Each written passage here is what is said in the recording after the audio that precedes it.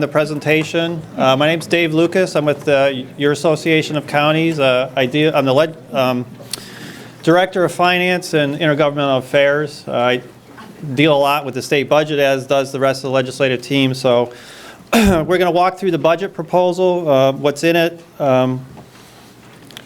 There's some good things, and there's several particularly bad things from the county perspective, and we'll walk through that here. So first we're going to want to look at the economic backdrop that the Division of Budget is projecting, the state's projecting for the year. I mean, in a nutshell, we've had a pretty good run since the recession as far as growth moving forward in a positive way. And the budget forecast is more of a continuation of that with some softening. So we'll look at that. We'll look at how the governor is addressing the gap and, of course, why it matters to counties. So these graphs, I'm not going to spend a ton of time on them, but as I said, this is the longest expansion since they've been keeping data. It's 127 months as of, I believe, December. I can't tell. Maybe June of last year. So we're currently in the longest expansion post-war, post-World War II, going back in time. So it's pretty long. The problem is, on the graphic on your right, it's also been the weakest. So the growth, we're only up 26% over this time period. It's a pretty low rate of recovery after a major recession. The next closest one is in 2001. You'll notice a little line just above the gold one. That was also triggered in a way by a fiscal crisis after 9/11, and it really impacted. We had a big downturn. Not just from 9/11, but also the dot-com bubble. And sometimes it's a lot harder to recover from a fiscal crisis because the banking system and money and investment gets bogged down in the process. And that's really, the recession in 2008-9 was really a fiscal crisis and a credit crisis. So coming out of it takes a longer period of time. At least that's some of what the economists are saying. So this is we're looking at the national economic backdrop, and then we'll look at what the state is forecasting internally. So this just shows real GDP over the last 5 years. It's kind of going along the average we've been seeing over time. It's up and down. And the average over this time is about 2.3%. And this is the forecast going forward from the Federal Reserve. They're seeing a slight softening. You know, we were a little higher last year in 2018 after the 2017 federal tax cut. There was a lot of money pumped into the system, especially for businesses. You know, they had a significant tax reduction from 40% up to nearly 40% down to about 23%. So proportionally, that's a very big tax cut. A lot of it for some industries really went right to the bottom line and increased their profitability. And investment was pretty good shortly after the tax cut, but it's really slowed down since then. Industry was flush with cash. They did some investment, they did some salary increases, some of it did trickle down. They also did a lot of share buybacks. I've seen recent stats that 20% of the value of the stock market today is, the level it's at is because of share buybacks. It's a scary thought, because if they stop, what happens? So DOB is projecting similar areas here. The employment trends are great. We're at, they're coming up a little bit, the number of unemployed, but we're near 50-year lows, so it's a pretty positive environment. Inflation is remaining in check. The Federal Reserve and others have been overshooting the level of inflation ever since the recession ended, pretty much. Everybody keeps thinking it's going to be higher, but it keeps coming in lower. That's important for us, a variety of ways, the cost of products we produce, but also in regard to our property tax cap. That's all linked back to inflation. We're the lower of inflation, 2% or the level of inflation. And for 5 years under the tax cap, we were below 2%. So if we keep missing on inflation, if it comes in on the low side, our tax cap's going to be tighter. But there's some positive things too about having inflation under control. So on the consumer front, wages have been outpacing price increases, even though inflation's been low. Wage growth hasn't been great, but it's been better in a recent run. And if you look at the economy over the last several years, a lot of it's been consumer driven, the positive GDP. Consumers have really bolstered the economy over the last several years. And folks are expecting that to continue as long as there's not some huge shock. The stock market dropped almost 500 points yesterday. I'm assuming it's coming back today. The early numbers were coming positive today, but the coronavirus, if that extends for a long period of time, economists are projecting it could slow worldwide growth if it really becomes an extended period of a drawn-out thing, because commerce will stop or slow down because of the way they have to address this situation. And you're seeing it in China right now, where they're closing down whole cities and provinces at the biggest holiday of the year for them. So travel, their GDP will drop because of this short period of time it's been so far, and if it continues, it'll get worse. But other than some sort of unpredicted shock, things should keep moving along in a positive fashion. Again, job openings very well here, right where that star is on the graph there. I just want to use my laser. So we have job openings surpassing the number of job seekers. They call it the JOLTS survey. I forget exactly what that acronym stands for. But this is the first time in the 19-year history of this economic indicator that we've crossed to the good side, where we have more openings than job seekers. So it's a tight labor market. That shouldn't, typically in that situation, wages should rise. Because if you can't find enough people, you got to start paying more and offering more for positions all the way through the workforce. We're not seeing that yet. As I said, it's improving, but a strong consumer is so important for the U.S. economy. And you'll see here that since the recession, you had the little trough at the bottom there of people that quit their jobs. That's going up, people finding other opportunities. And the idea of the gig economy and being able to work part-time or something to fill in, or to just do something from home, selling things over the internet, or creating new software that can be. Facebook didn't exist 20 years ago, and it's one of the most expensive companies in the world today. There's a lot of opportunity there. I think as that quit line goes up, that means people think they are comfortable leaving the position they're in to do something else or find another job that pays better. Downside risks, again, this is the U.S. forecast. Trade seems to be settling down a little bit with the new trade deal with China. People got to look at that, and it's got to get passed and adopted. Geopolitical instability is always an issue. Like as I mentioned, the coronavirus could have an impact. More problems in the Middle East and the oil shock could slow things down. The Eurozone is, we got Brexit coming up in a year. A hard Brexit potentially. Are there going to be other Eurozone countries that might want to leave the Eurozone? There's always a chance of a stock market correction as well. These types of things. There's still a lot of sovereign debt out there too. So if things tighten up, the sovereign debt crisis was part of what fueled the Great Recession, as we call it, because there was a lot of debt by nations and by states, and it couldn't be turned over. But there's even higher levels of debt out there now.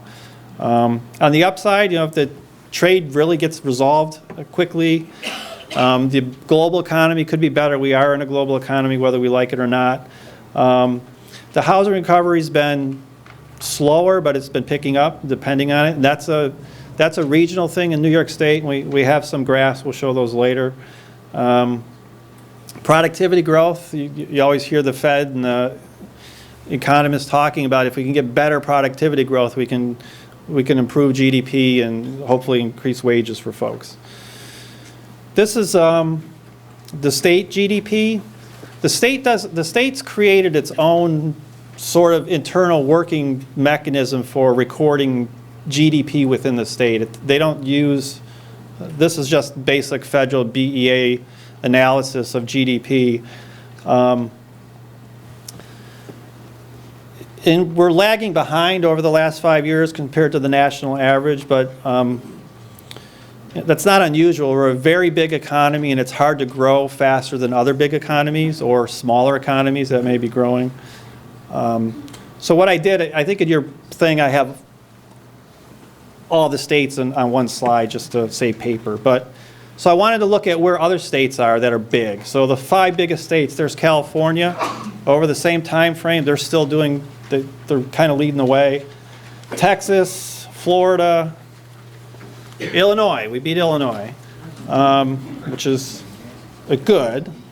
But if you change the time frame, you know, it's different. So if you, the 15 to 19, you know, we kind of lag behind the nation, but if you go back to 05 to 19, over the last 15 years, we're kind of right at the national average, which is an improvement, but you really kind of always want to be above the national average. What's a little bit scary about the 5-year return is the stock market, you know, we thrive on Wall Street in this state still. It's not a huge employer by number of jobs, but by wage and salary, it's like close to 20% of all the income earned in the state is down there or in that sector. Over the last 5 years, the stock market has been on fire, and you would think that our GDP would recognize that. You know, S&P is up almost 60% over the last 5 years. The Dow is up 70, NASDAQ's up almost 90%. So you would think Wall Street profits would be really high and GDP would be high. And their profits are pretty high.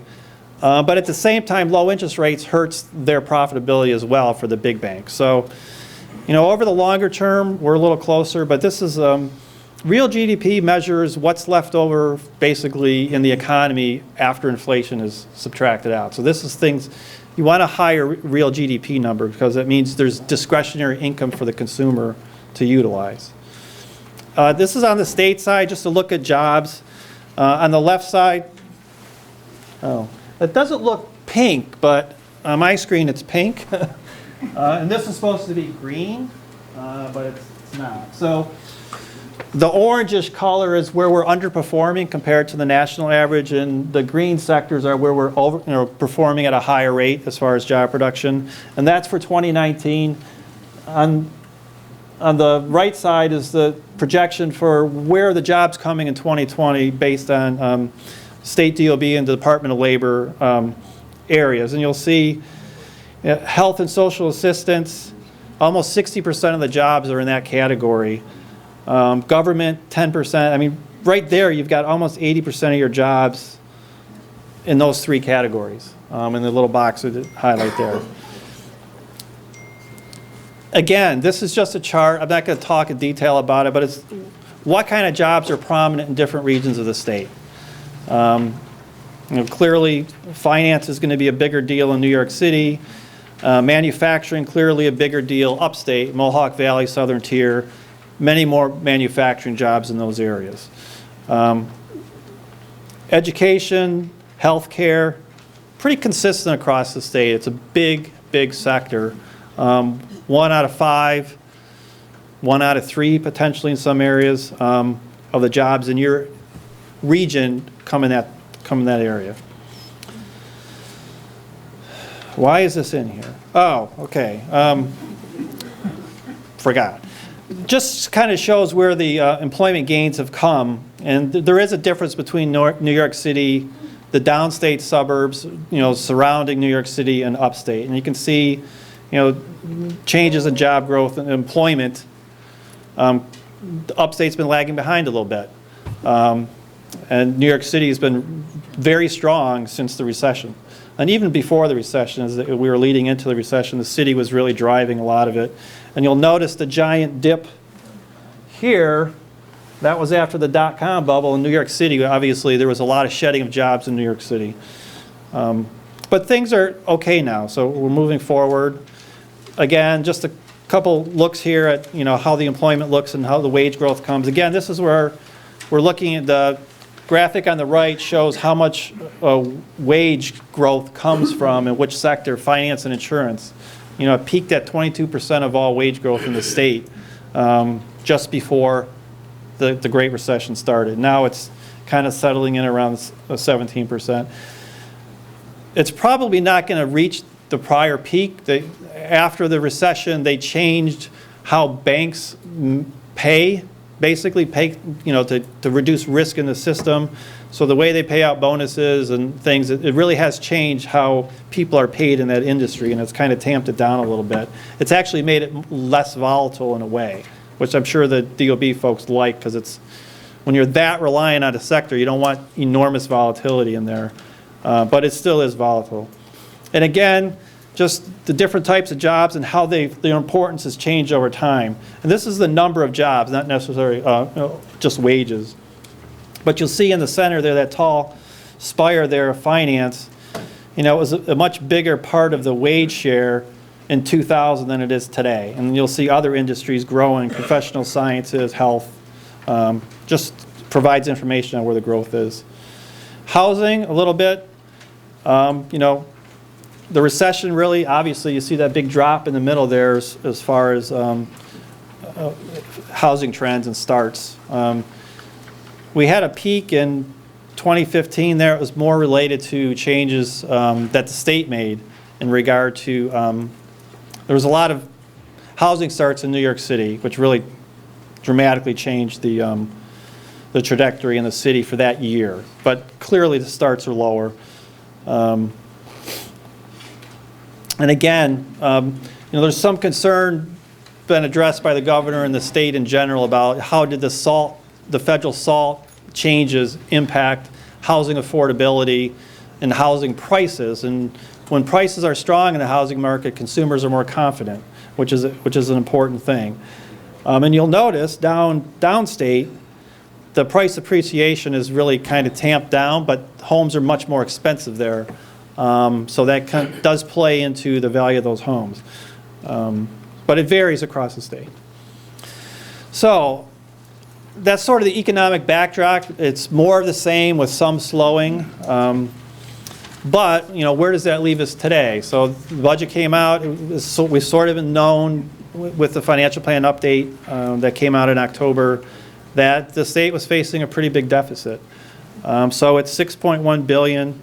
They break it out as a baseline gap within the budget documents of $4.1 billion and $2 billion related to Medicaid. Now the $2 billion in Medicaid is really $4 billion, but part of the solution is to push $2 billion of that permanent hole into the future by delaying payments to providers by a week to get them into the next state fiscal year. It's not an unusual practice. It's less common today than it was in the past. The state, it's a cash-based budget for the state, which is a little different than what counties do. So they have the ability to move payments from one fiscal year to the next to help balance things out and to do cash flow. But we haven't seen this type of a transfer from one year to the next of this size in quite a while. So tax receipts, and this is how he's going to close it. The tax receipts have been coming in higher than anticipated. So they've re-estimated their tax receipts. They're going to be coming in higher, so that can help fill some of the hole.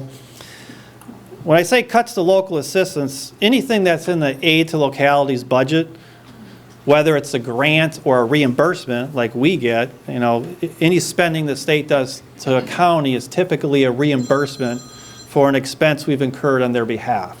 Your social services programs, EI, pre-K, different probation, doesn't matter. We pay for it up front and they usually reimburse us.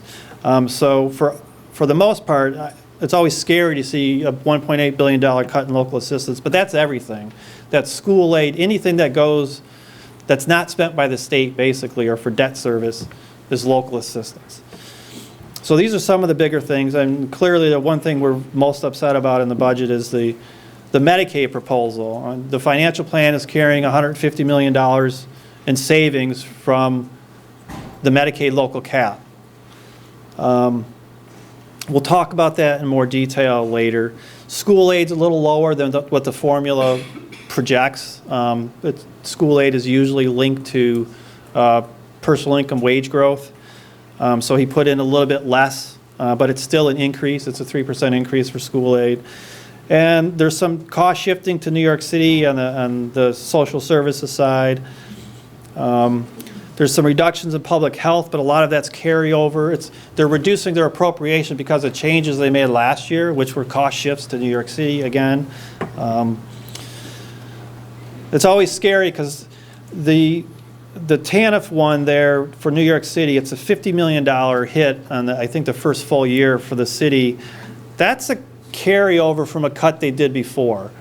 2 years ago, I think, the way that the reimbursements worked on this program, these were 100% federally funded, these programs. And what the state did a couple years ago is they told New York City, it looks like your caseload's rising a lot. We think you're the problem. You're going to have to put in 10% so you have more skin in the game. Well, they went back to that well again. The cost shift was 10% and now it's 15%. So we should be all leery at some point. We know what happened last year with our sales tax. The state diverted $60 million to pay for a state program. Do they go back to that well again?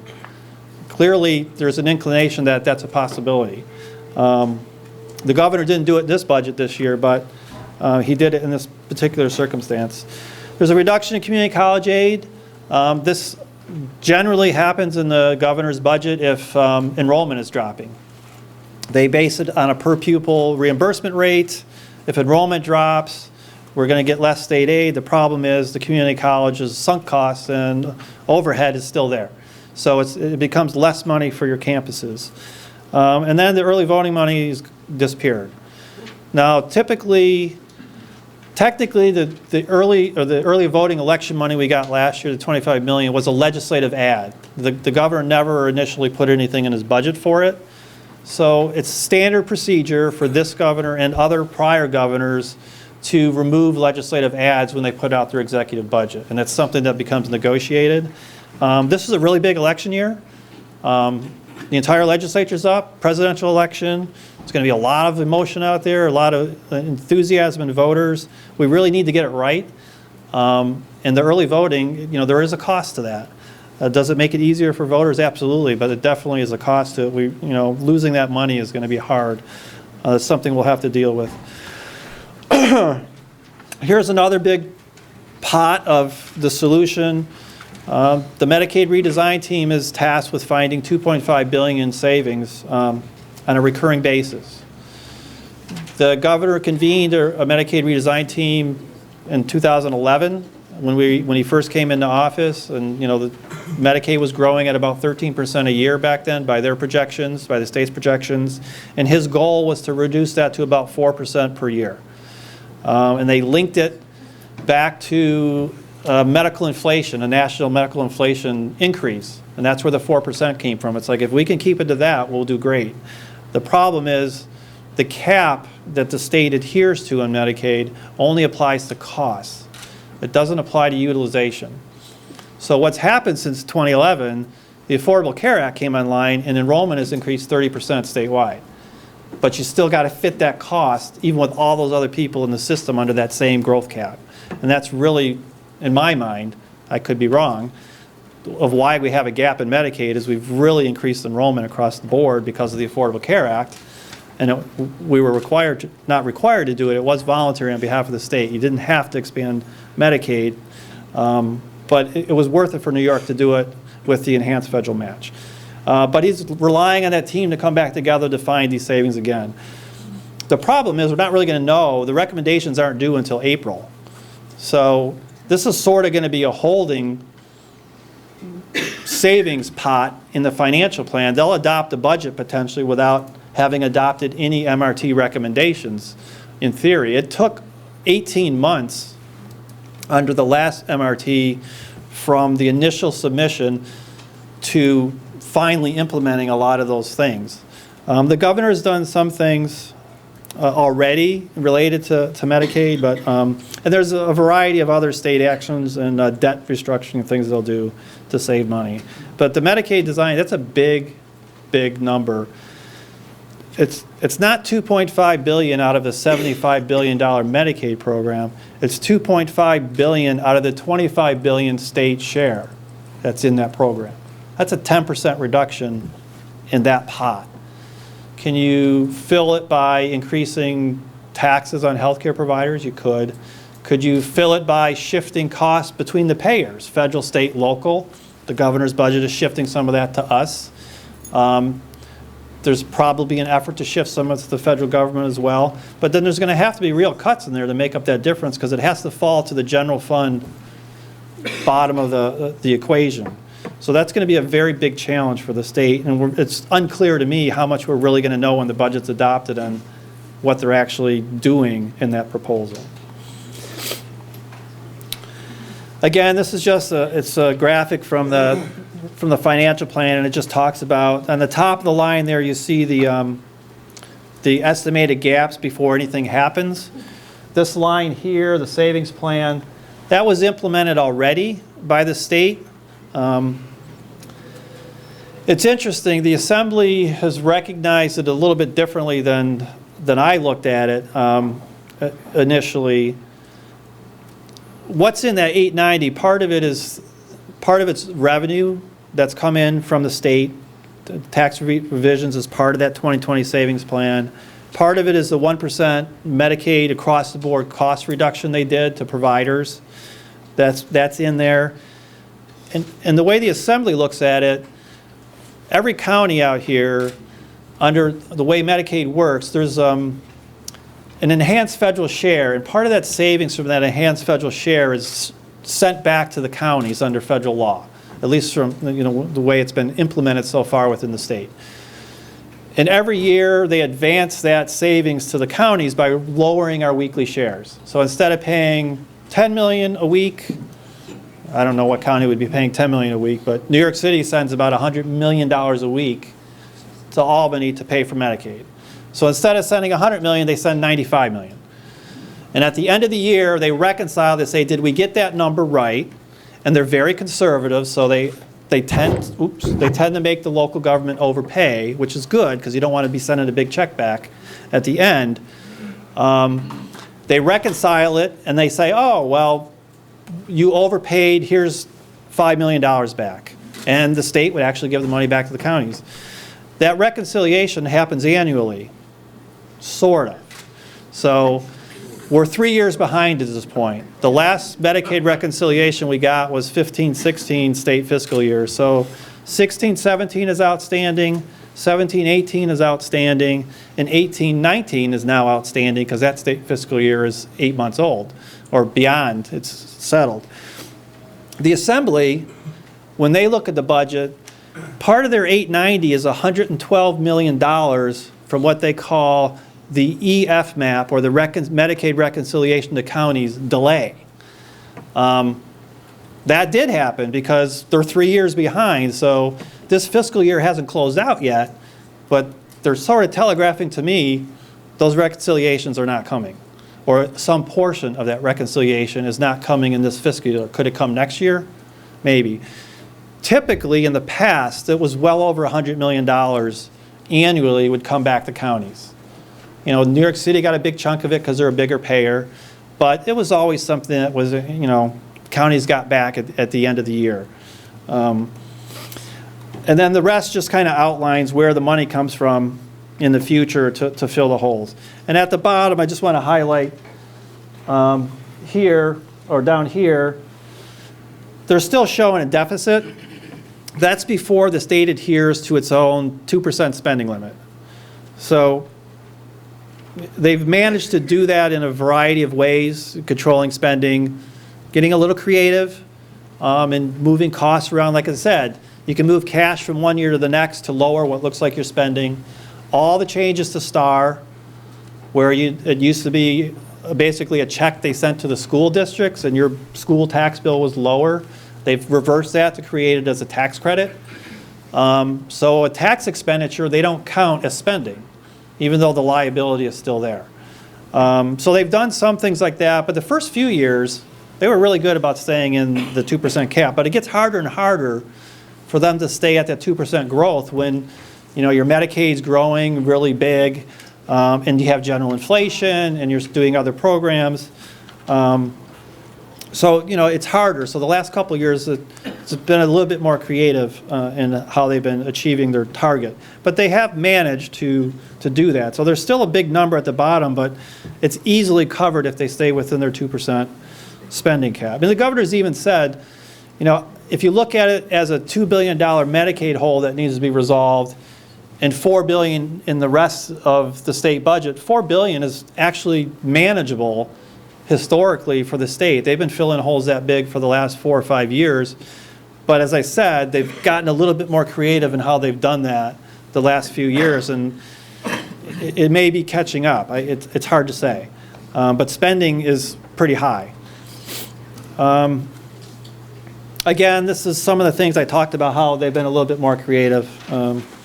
They've moved some things off budget. They've moved some operating expense to capital. They've moved some capital back to operating, which actually makes it harder for them to meet the cap. So it's just, I don't want to dwell on it.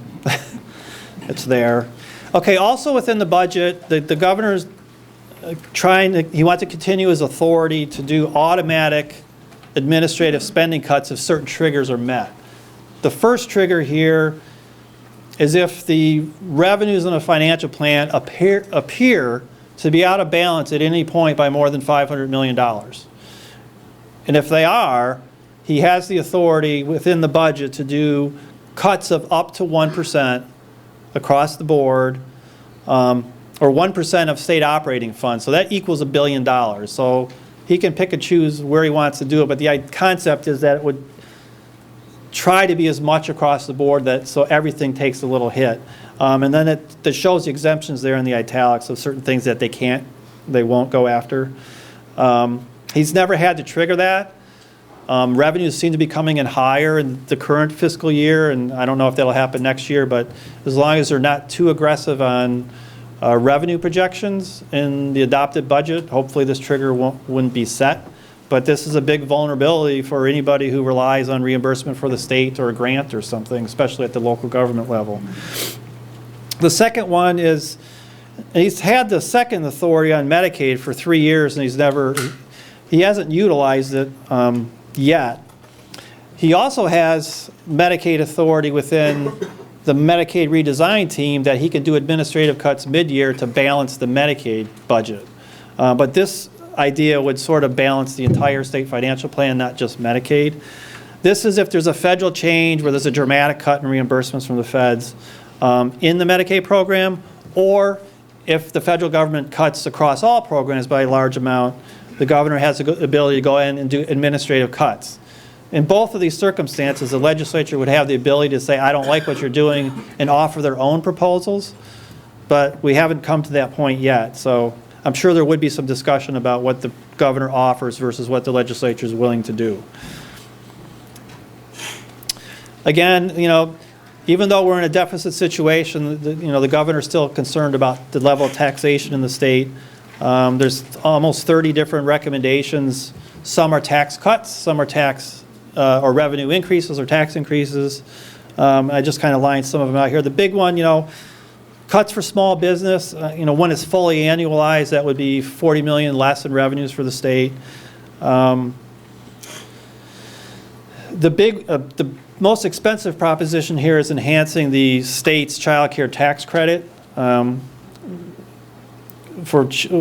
think it doesn't apply to families with children under 4 at this time, and they're going to expand it to do that. Upon full implementation, that's a pretty big reduction, but that would be really helpful for families.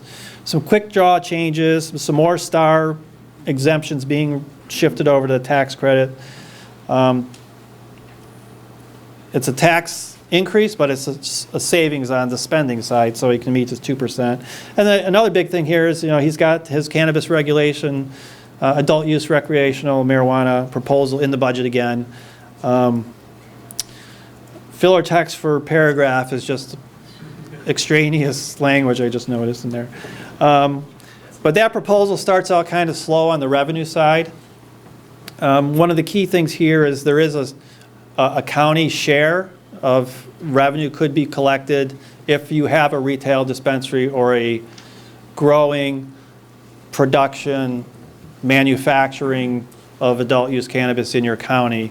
At the wholesale level, there's a potential 2% tax would be collected on behalf of a county, but only if it's in your county. So it's pretty clear. This is going to be a hard thing for them to do. There's still a lot of reservations about enacting this amongst some of the folks in the legislature. You know, the public polling on it is pretty high in support. Well, pretty high in support. But there's still a lot of reservations within the legislature to do this, because there are a lot of complications here. I mean, you're promoting smoking, and we're trying to stop smoking of regular tobacco products, and you know, your public health officials, rightly so, and their jobs are opposed to doing something that is unhealthy. So there's a lot of consequences, and there's a lot of things, and there's a lot of debates on both sides, but this is going to be a pretty heavy lift to get done. But if it does, it starts very slow and gradually ramps up. I mean, the $188 million in projected revenue is in 2025, $20 million the first year, and that's based off of a 20% basically excise tax for the state generates that $20 million. We get 2%. So that would be $2 million spread out amongst all the counties if it happened, but really it's only going to the counties that have a retail dispensary. Again, uphill battle in getting that done. We've talked a little bit about this. You know, it's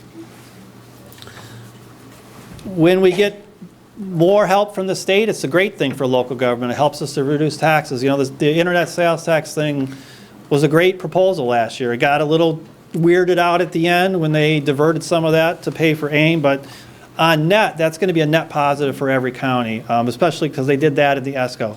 Very helpful for counties when you do something like that.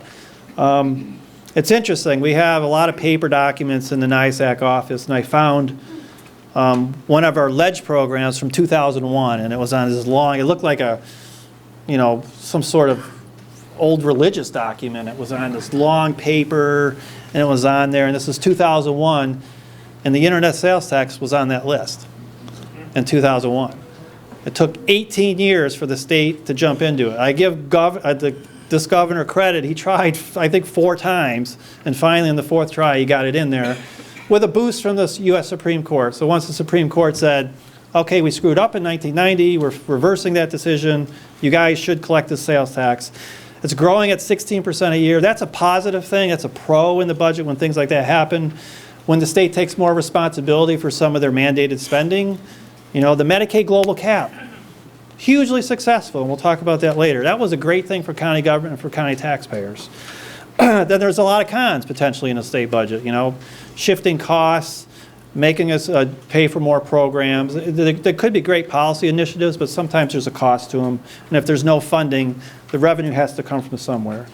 So we're always cognizant of, the budget is very important for every level of government in the state.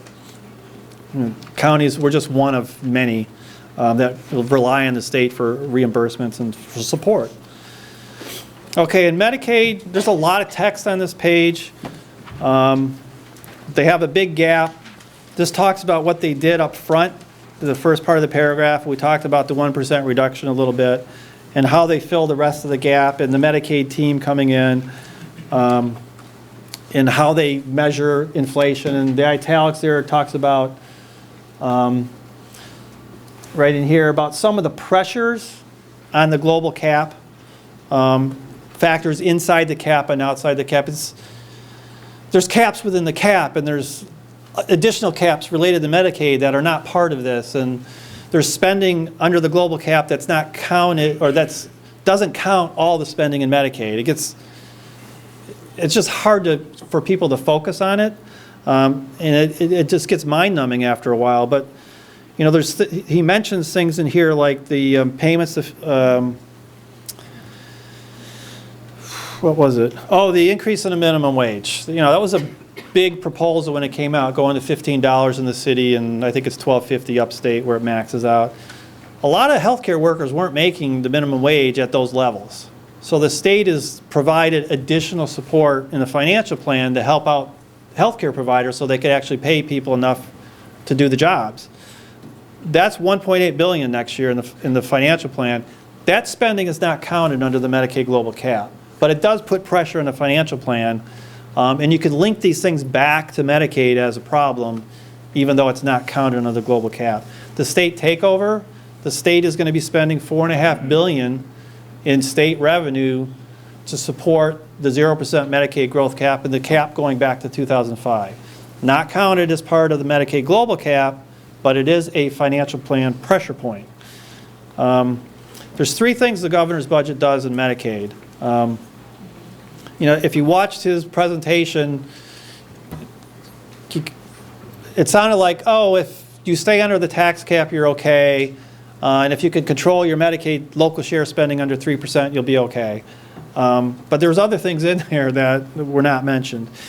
And this gets back to the Medicaid reconciliation I talked about, where that money is sitting with the state now, waiting for them to decide, are we going to give it to the counties or not? Or is there a problem in how we estimated it? And maybe that's not why they're releasing it. But there's not a lot of communication on that front. So they want to go back into the state budget and change state law and basically cap how much savings counties can realize from the federal savings. Now, I think that's contrary. That's just my personal opinion. I'm not an attorney. I think it's contrary to the intent of Congress. The idea was this language was included in the Affordable Care Act for 3 states, Minnesota, Vermont, and New York. And what happened was the ACA expanded eligibility for Medicaid, and if a state chose to expand Medicaid, the federal government would give a 90% match for that entire population. Everybody, the feds will pay for most of the expansion. New York, Minnesota, and Vermont had already expanded to most of that population using their own dollars. And the way the federal law was drafted is that anybody that's in the system, you stay at your existing match rate. You stay at your 50-50 or whatever your match rate is with the federal government. Anybody you bring in new, the feds will pay up to 90% over time.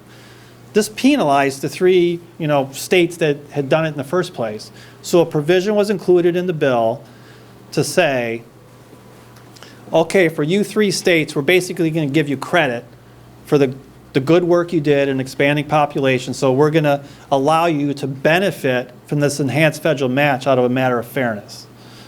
We don't want to penalize you for doing something that we're asking you to do today.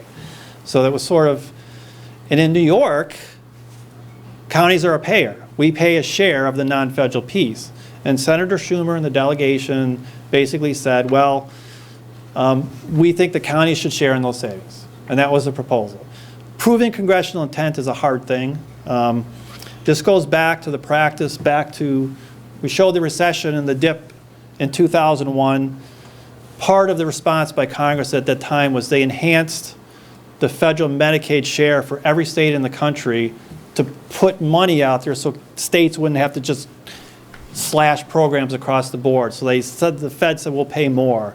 And at that time is when they initially said to states, New York, you make your counties pay, make sure they get a benefit from the enhanced match. And that same model was duplicated in the Affordable Care Act. What the state is proposing is to change that balance, and any excess share over where we were in 2009 is going to go to the state.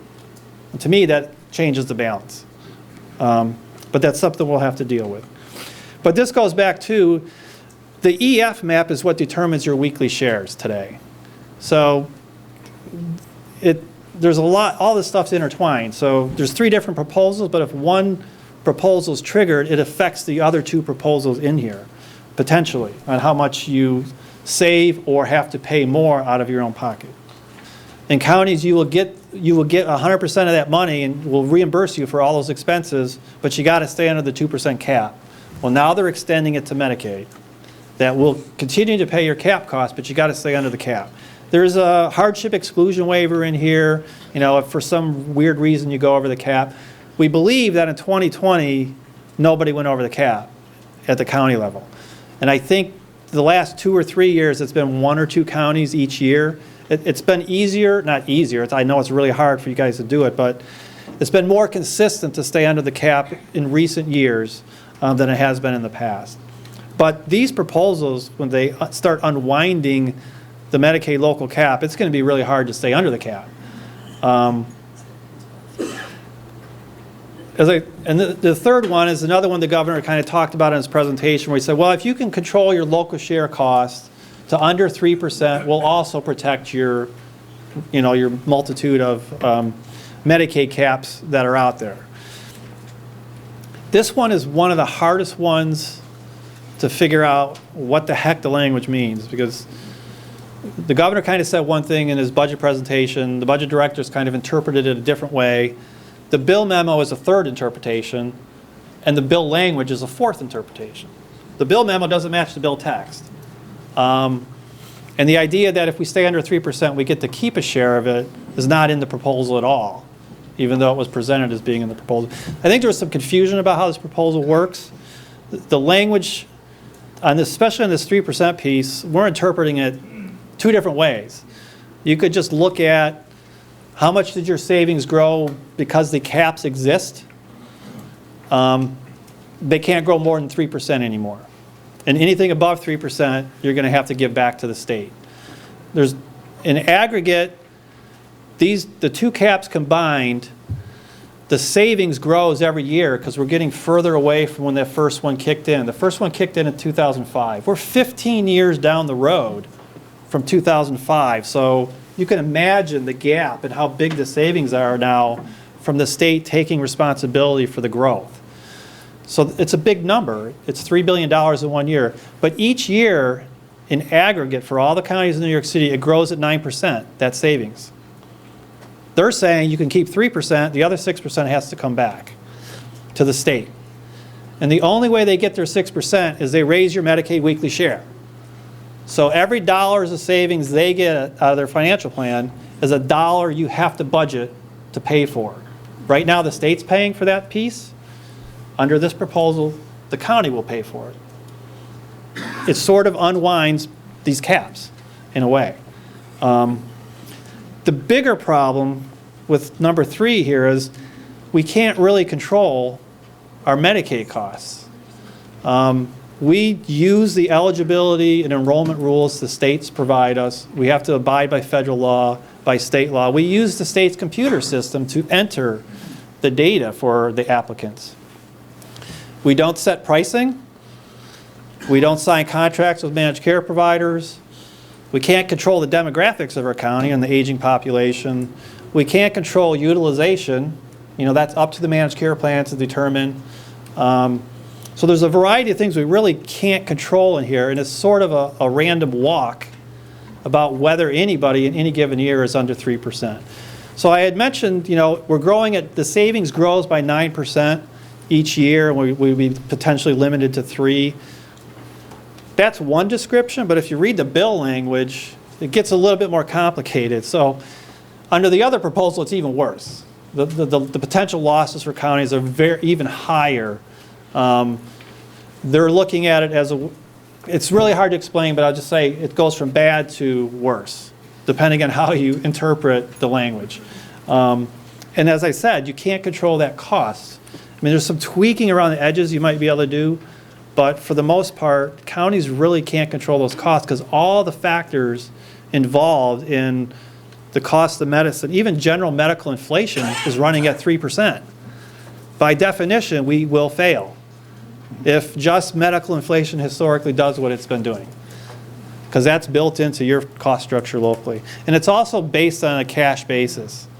So you can't control the timing of when cash goes out the door. It's up to a hospital when they bill. And again, about utilization, if someone gets a cancer diagnosis and they need treatment and they're Medicaid eligible, you're going to pay for it. Could be very expensive medications they need. We can't control that. We can't control pricing of the industry. Prescription drugs going up 100% in a year. We have no control over any of that. So it's a really hard thing. This 3% cap is sort of an arbitrary thing in our viewpoint. And as I said, all 3 of these caps could happen at the same time potentially. If number 1 gets triggered, where they raise our weekly shares, it could force you to go over the cap, your 2% cap, which triggers another cut. And as I said on the third one, the 3% control, that's totally out of your control. So these things could all get piled on top of each other, and that's why we're so highly concerned. Again, the holding marker they have in the financial plan is $150 million from adjustments in the Medicaid local cap. The value of the 0% cap the governor put in place in 2012, the annual value of that is $183 million. And they're proposing to keep 150. And we could draw our own conclusions on what we think is happening, but Phil? Dave, do we know yet whether those conditions of the 2% cap and 3% growth, do we have to comply with both in order to be held harmless, or is it an either or? Both.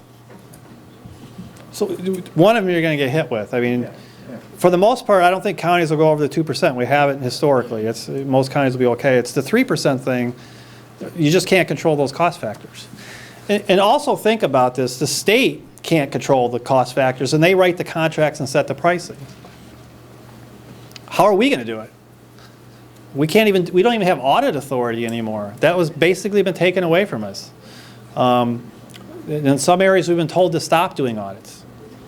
We take ideas to OMIG, and they're like, and it's not a knock against the state. We have the Office of Medicaid Inspector General. They're really good at what they do. If we have an idea locally and we take it to OMIG and say, we'd like to partner with you and do this, they have a lot more power and leverage to implement the same proposal and access the data, and they do it. And they do a pretty good job at it. There's really not a need for us to do some of this up front. There are areas in long-term care where maybe we could do more up front, but we don't have those tools today. And I'm not sure if we had those tools, we could control our 3% anyhow. So this is an uphill climb for us in this proposal. It's and the two Medicaid caps that existed, they were done for a very specific purpose: for property tax reduction and for mandate relief. And you can look at every elected politician at the time when the 2005 cap passed about why it happened, and their press releases all say, we're doing this to provide relief to county property taxpayers and to provide mandate relief. It had nothing to do with the Medicaid program. And this next graphic kind of shows you what happened. In 1999, the state passed a huge expansion of Medicaid eligibility in New York. It was the Health Care Reform Act. The law passed in 99. Enrollment started in around 2002 in the upstate counties, and then I think in 2003, it started kicking in the city because it took a little bit longer for them to get everything in place. The bar graph here, those represent aggregate property tax increases for counties in the years of the expansion. We had double-digit property tax increases in aggregate to pay for the Medicaid expansion. 36 states, I think, also increased their sales tax from 3% to 4% to help cover the costs. And it was pretty evident what happened. There was this huge spike, this huge expansion in eligibility. The eligibility expansion was almost 70%, way bigger than the Affordable Care Act in proportional numbers when you think about it. This is huge.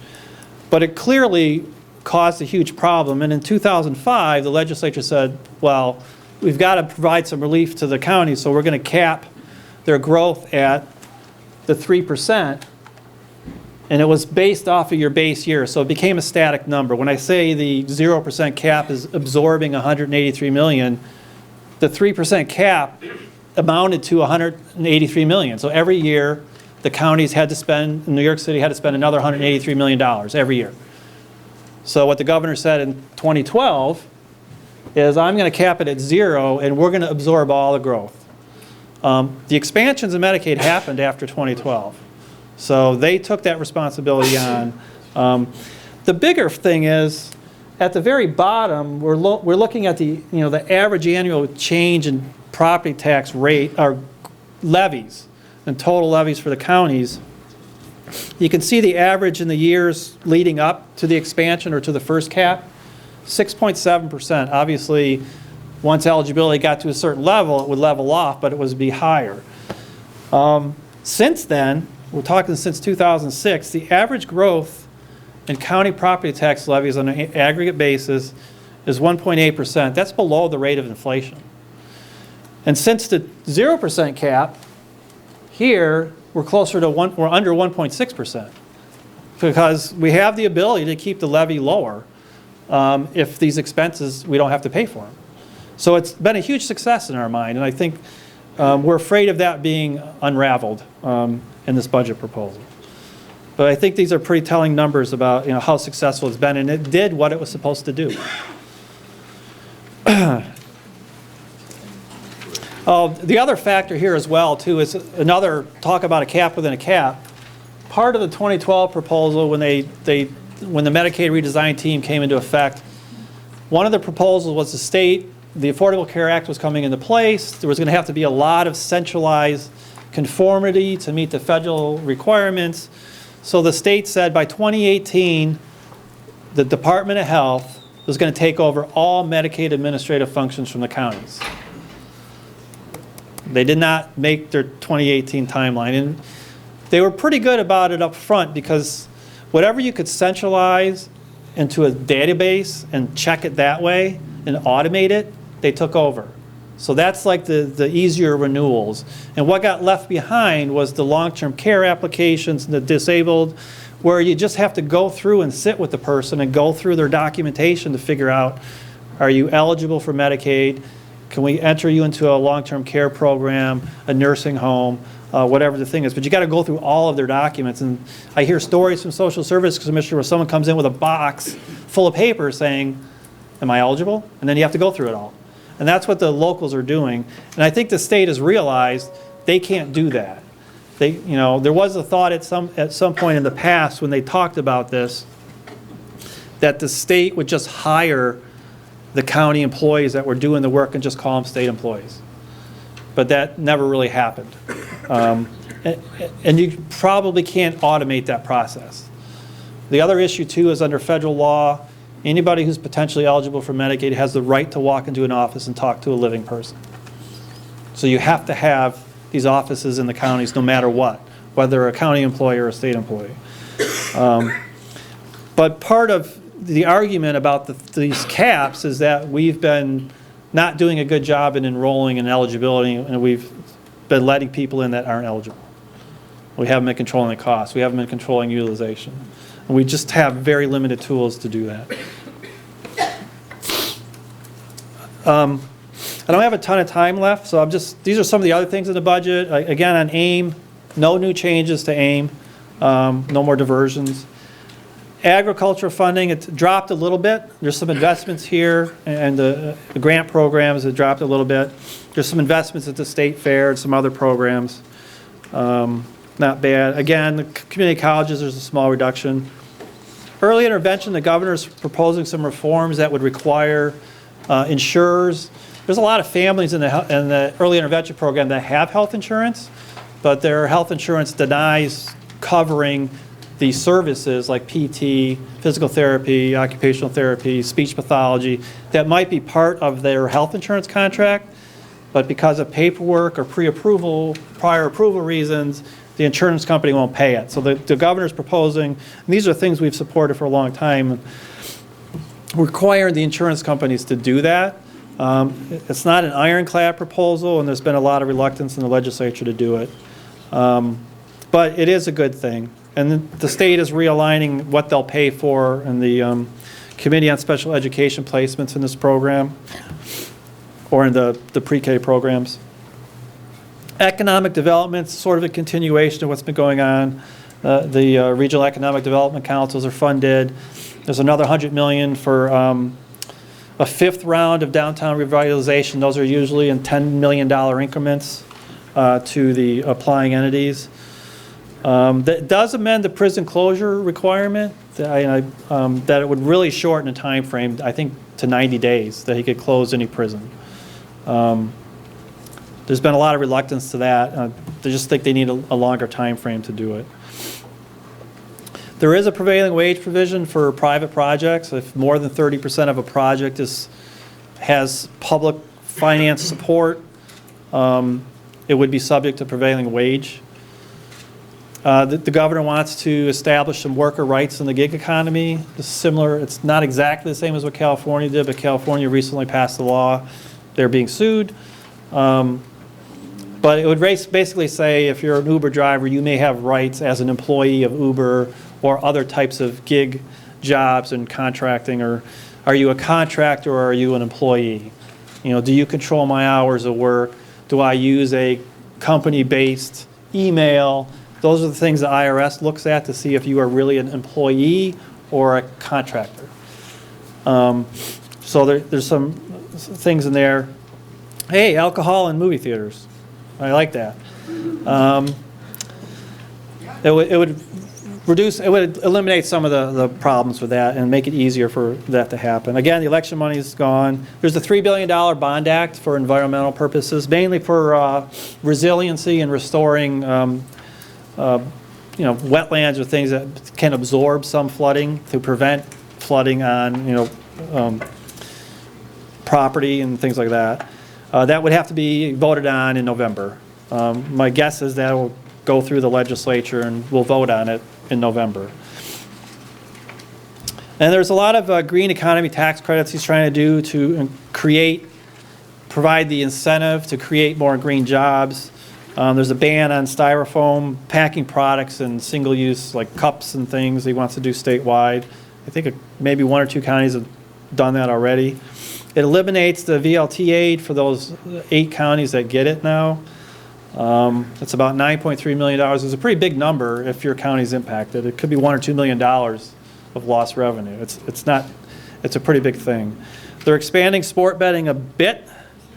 Right now, you only can place a wager on a sporting event if you're in the sports pool, technically part of the casino. They're basically saying you could do it anywhere within the casino if there's a kiosk or something. Clearly, the state legislature wants to go towards online, like New Jersey has, because that'll hugely increase the amount of activity in that area. Some of you have heard it before, but I think 25% of the bets placed in New Jersey are coming from New York, because they know that it's geo-fenced, so as soon as you get across the Jersey border, you can place the bet. So people are coming, some people are taking the trains across, getting off at the first station, place a bet, and they go back. And some like DraftKings, who's doing that, they know who their members are. So they said, these guys all live in New York, or these people live in New York, they're placing their bets in Jersey. That would really hugely increase the amount of revenue coming in. And if you're in a commercial gaming zone as a county, you get a share of that revenue. Sportsbook is part of that. So there would be some trickling down to the counties potentially. There's an investment in Code Blue for the first time by the governor. That's positive. There's some cost shifting going on in the flexible fund for family services. And this is don't let the title fool you. It's not flexible at all for most counties. So when they tell you to spend money in a certain way, it basically it becomes a cost shift to the county for the most part. It's a $40 million cost shift, but what ends up happening is you lose your 62% match from child welfare services, so it's basically a $25 million cut for counties. Indigent legal services is funded, and as part of the settlement, that money, there's another $50 million in there, and they're moving forward. Your counties are working on expanding the number of public defenders you have and other things, and trying to reduce caseload. And the state is paying for the expansion portion of that. Your underlying program, you're still paying a big chunk of that. The DA salary increase, the commission that sets those increases basically said, we're not going to do one this year. So they delinked the DA salary from the judges' salaries just for 1 year for now. We'll see what they say next year. The legislature could override that and provide one, but I doubt highly that they will.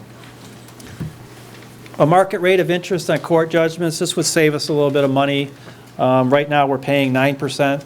The going market rate, and for these types of things, is probably closer to 3%. We think it could help settle cases faster and reduce the burden on counties. The state is assuming a $6 million savings for localities.